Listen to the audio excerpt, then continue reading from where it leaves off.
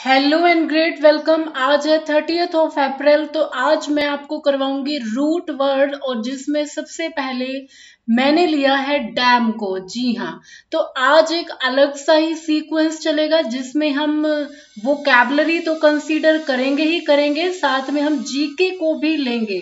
तो सबसे पहले देखते हैं, यहाँ पे रूट वर्ड आ रहा है डैम।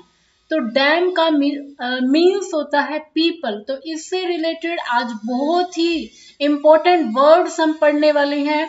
अगर आप चैनल पे न्यू है तो सब्सक्राइब, लाइक और शेयर करना ना भूलिएगा।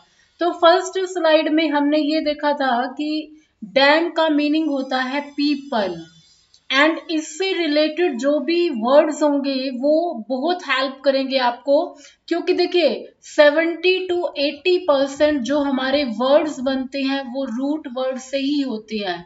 रूट वर्ड इंग्लिश में ग्रीक लैंग्वेज के भी हो सकते हैं, और भी इसके अलावा वो लैटिन लैंग्वेज के भी हो सकते हैं, क्योंकि इंग्लिश जो है वो एक डायनामिक लैंग्वेज है। टाइम टू टाइम इसके अंदर चेंजेस आते रहते हैं।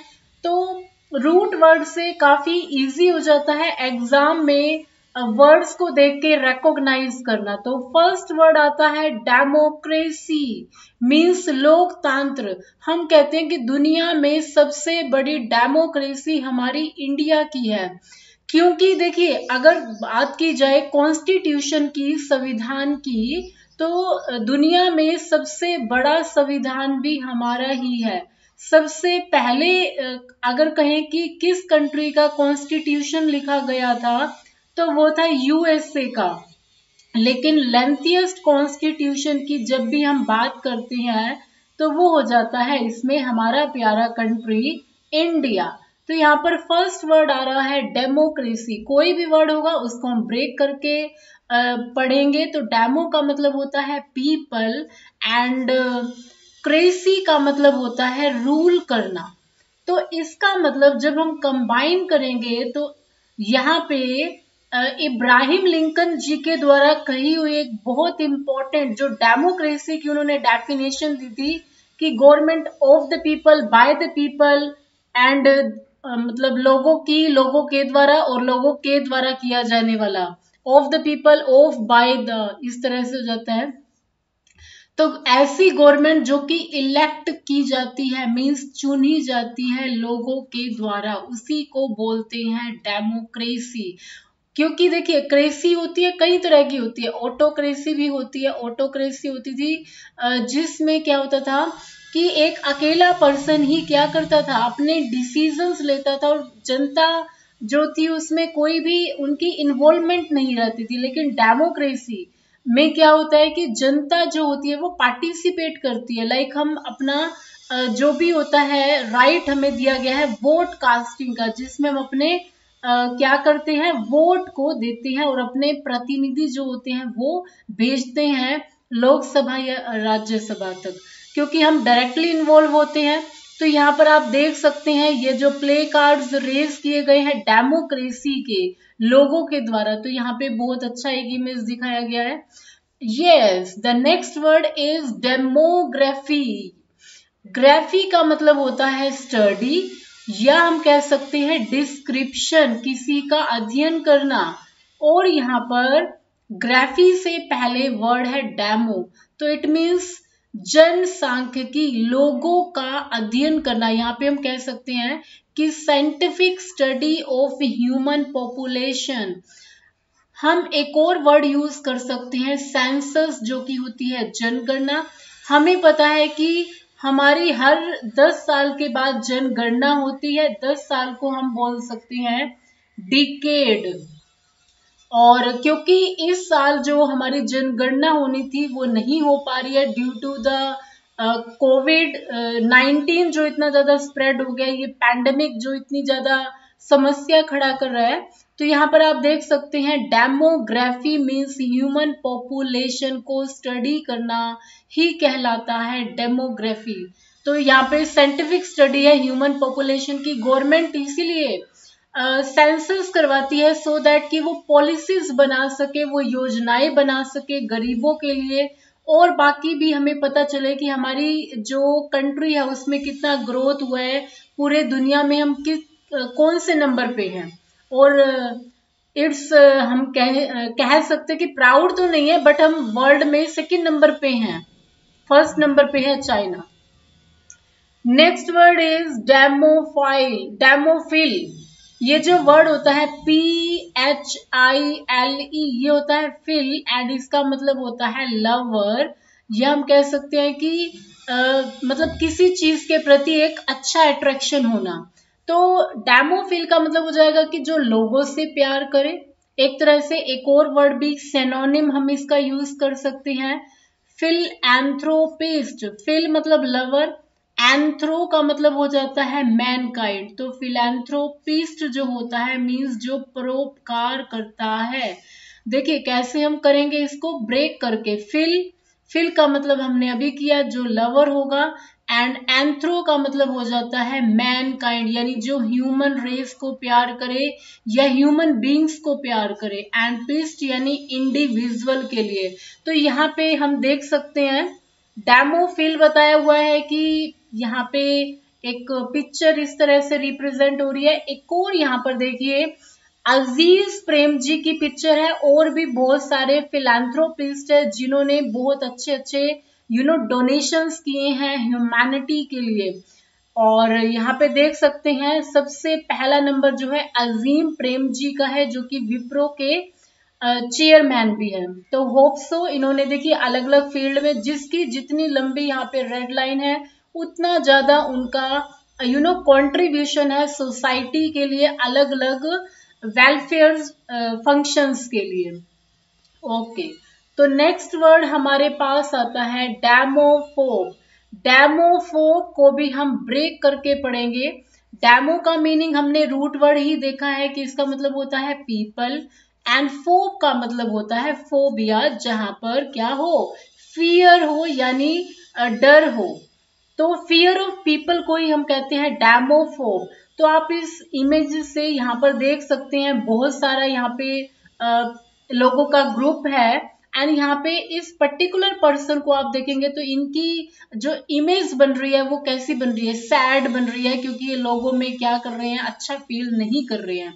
एक और वर्ड मैं यहाँ पे यूज करके आपको बताना चाहती हूँ, वर्ड जो है एक होता है मोब, एक होता है क्राउड। क्राउड तो होती है भीड़ हो गई, लाइक हम कहते हैं कि सोशल डिस्टेंसिंग जो है हमें मेंटेन करनी है, क्राउडेड वाले प्लेसेस में हमें नहीं जाना, हमें बचना है। एंड मोब क्या होती है, मोब भी भीड़ होती है, लेकिन ये कैसी भीड़ होती है, ये एग्रेसिव टाइप की भीड़ होती है, यानी गुस्से वाली, एग्रेसिव, उत्तेजना से भरे हुए जो लोग होते हैं वो कहलाते हैं mob. Next word is demagogue. Demagogue के ये जो वर्ड है इसको हम ब्रेक करके पढ़ेंगे। तो डैमा यानी डैम का मतलब तो हो गया पीपल, एंड गोग का मतलब होता है लीड करना। गोग का मतलब हो जाएगा यहाँ पर जो लीड करता है, और यहाँ पर ये नॉर्मली यूज किया गया है पॉलिटिशियंस के द्वारा, यानी ऐसे पॉलिटिशियंस जो लोगों को बगलाते हैं, या हम कहें कि उनको एक तरह से प्रोवोक करते हैं गलत काम करने के लिए, और उनसे सत्ता हासिल कर लेते हैं लोगों को भड़का के, इस टाइप की चीज है। और यहाँ पर आप देख भी सकते हैं ये जो यहाँ पर एक तरह से Trump is a bully and a demagogue. तो यहाँ पर कुछ उनके बारे में कहा जा रहा है, ट्रम्प जो कि प्रेसिडेंट रहे 45th नंबर के, और करंटली जो 46 नंबर के प्रेसिडेंट हैं उनका नाम है जो बाइडेन, जो कि किस पार्टी से आते हैं, डेमोक्रेटिक पार्टी से आते हैं। 46 नंबर के यूएसए के प्रेसिडेंट बने हैं। एंड अगर हम बात करें कि यूएसए के प्रेसिडेंट का टेन्योर कितना होता है, एक वर्ड आता है यहाँ पर टेन्योर, इसका मतलब होता है कार्यकाल कितना होता है, तो वो होता है 4 साल का। अगर हम इंडिया के प्रेसिडेंट की बात करें उनका टेन्योर कितना होता है, तो वो होता है 5 साल का। तो होप्स आपको क्लियर हो गया होगा। मैं डेमागोग के बारे में दोबारा से बता देती हूँ। A political leader who gains power and popularity by arousing the emotions of ordinary people यानी लोगों की भावनाओं के साथ खेल के जो सत्ता हासिल करे उसे ही हम बोलते हैं डेमागोग। ये जनरली एक नेगेटिव ट्यून में वर्ड यूज किया जाता है पॉलिटिशियंस के लिए और स्पेशली ऐसे नेताओं के लिए जो लोगों को क्या करते हैं, बगलाते हैं गलत तरह से। And next word is democide. Demo का मीनिंग तो हमें क्लियर हो गया है कि डेमो का मतलब होता है पीपल। एंड यहाँ पे नेक्स्ट वर्ड है CIDE, इसका मतलब होता है मर्डर। तो यहाँ पर मर्डर किसका हो रहा है, लोगों का मर्डर हो रहा है यहाँ पर।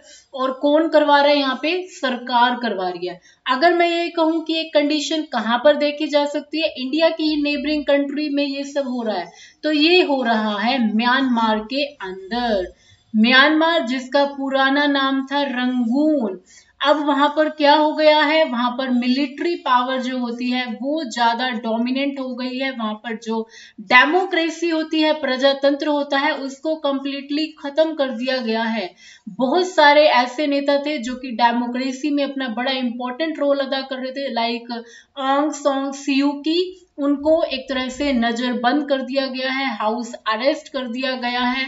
और लोग जहां पर भी प्रोटेस्ट कर रहे हैं, कोई भी विरोध कर रहे हैं, तो मिलिट्री जो होती है उनका क्या कर रही है, उनको डेमोसाइड कर रही है, उनका मर्डर कर रही है, जो कि बिल्कुल गलत है। The murder of any person और people by the government including genocide. Genocide तो देखिए होता है कि कोई भी कर सकता है, यानी मर्डर करना, लोगों को मारना, किसी मतलब एक तरह से प्रजाति को ही खत्म कर देना, that is also called genocide. Side एक तरह से हम कह सकते हैं कि रूट वर्ड है, इसका मतलब होता है मर्डर, किसी की हत्या करना। ओके, पॉलिसाइड पॉलिटिशियंस का मर्डर, एंड मास मर्डर यानी जब बड़े पैमाने पे हम कह सकते हैं कि नरसंहार या लोगों की हत्या की जाती है। और इस इमेज से हम यहाँ पर इस डेमोसाइड वर्ड को और ज्यादा क्लियर कर पा रहे हैं। Next is endemic. आजकल ये वर्ड काफी ज्यादा प्रोमिनेंट हो रहे हैं, एंडेमिक हो चाहे पैंडेमिक हो, और भी इसी से रिलेटेड वर्ड्स पढ़ेंगे। एंडेमिक, एंड का मतलब क्या होता है, एंड का मतलब होता है यहाँ पर इन, यानी ये एक पर्टिकुलर एरिया में फैलने वाले डिजीज के बारे में कहा गया है। या हम कह सकते हैं कोई भी चीज जो एक पर्टिकुलर एरिया में पाई जाएगी। एंडेमिक का मतलब होता है यूजुअली कोई भी ऐसी वैरायटी, चाहे वो प्लांट्स की हो सकती है, एनिमल्स की हो सकती है, चाहे डिजीज की बात करें, तो वो एक पर्टिकुलर रीजन में, यानी एक क्षेत्र उसका सीमित है, वो बहुत बड़े क्षेत्र में नहीं फैली हुई है। तो specially of a problem of a disease found among a particular group और इन अ पर्टिकुलर एरिया। ये डिजीज भी हो सकती है, एंडेमिक स्पीशीज भी होती है, प्लांट्स की, एनिमल्स की, यानी कोई एक पर्टिकुलर एरिया में जब कोई स्पीशीज पाई जाएगी, कोई डिजीज पाई जाएगी, तो उसको बोलते हैं एंडेमिक। और यहाँ पर आईसी वर्ड है तो इससे कोरिलेट कर सकते हैं, ये है एक एडजेक्टिव यानी विशेषण अगर पार्ट ऑफ स्पीच की बात की जाए। नेक्स्ट होता है एपिडेमिक। एपिडेमिक क्या होता है, ये भी महामारी होती है, लेकिन अगर हम बात करें कि यहाँ पे डिजीज, देखिए ये होता है एक नाउन है, अगर पार्ट ऑफ स्पीच की बात करें एक संज्ञा है।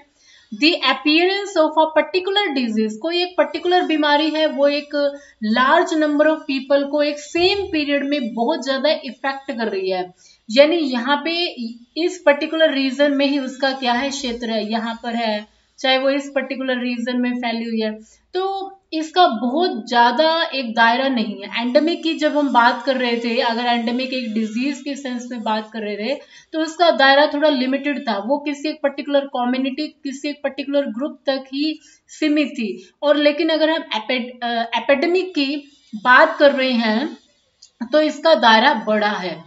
And next is pandemic. Pandemic जो होता है, जो कि वाइड स्प्रेड, पूरी धरती पे जिसका असर हो, या हम कह सकते हैं कि पूरे के पूरे ग्लोब के ऊपर जिसका असर आ जाए। यहाँ पर आप देख सकते हैं कोविड-19, यहाँ पर पिक्चर, ये जो इमेज दिख रही है, आपने हमेशा सुना होगा pandemic, due to spread of this pandemic जितने भी एग्जाम्स हैं उनको पोस्टपोन कर दिया गया है। तो इसीलिए बार बार कहा जा रहा है कि अपना ख्याल रखिए, और आज भी बहुत ज्यादा ही डिसअपॉइंटेड न्यूज आती है, शॉकिंग न्यूज आती है कि आज तक के एक बहुत बड़े एक पत्रकार जो थे रोहित सरदाना जी, हमने उनको खो दिया, वो भी कोविड पॉजिटिव थे और आज ही सुबह हार्ट अटैक उनको हो गया और उसके कारण उनकी हृदय गति जो थी वो रुक गई और बहुत सारे जो हम कह सकते हैं कि डिग्नेटरीज ने उनके बारे में ट्वीट किया कि बहुत महान पत्रकार हमने खो दिया, पत्रकारिता के क्षेत्र में बहुत बड़ी क्षति हुई है।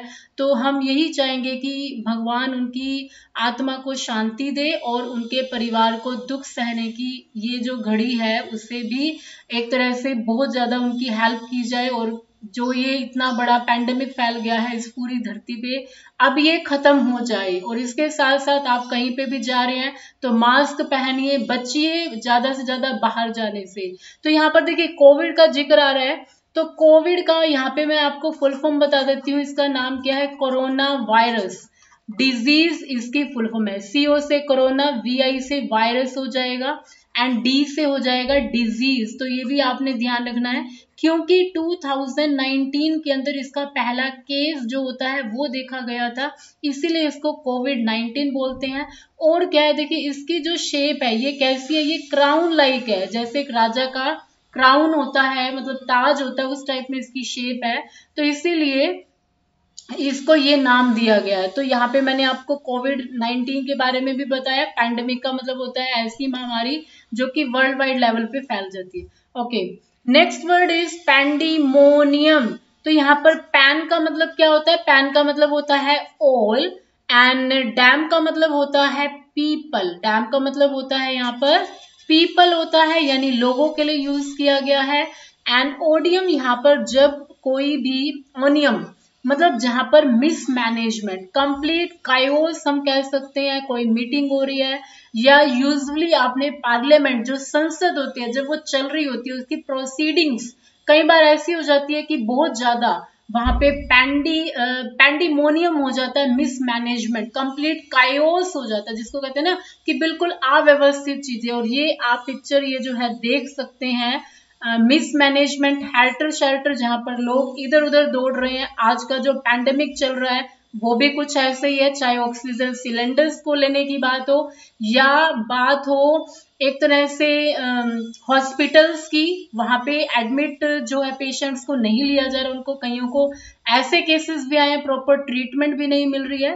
तो ये सब यहाँ पर ये जो वर्ड है पैंडीमोनियम, इसका मतलब होता है कायोस यानी मिसमैनेजमेंट। तो एक और चीज यहाँ पे ऐड करना चाहेंगे, हेल्टर शेल्टर भी है और ये एक नाउन है, मतलब संज्ञा है। तो होप सो आपको ये वीडियो अच्छा लगा होगा। अगर आप चैनल पे न्यू है तो सब्सक्राइब, लाइक और चैनल को शेयर करना ना भूलिएगा। तो थैंक यू सो मच। इसी तरह से मैं आपके लिए एजुकेशनल वीडियोस, वोकैबलरी के वीडियोस लाती रहूंगी। Thank you so much once again. जय हिंद, जय भारत, और अपना ध्यान रखिएगा बिकॉज आप बहुत इंपॉर्टेंट है अपनी फैमिली के लिए, अपने इंडिया के लिए।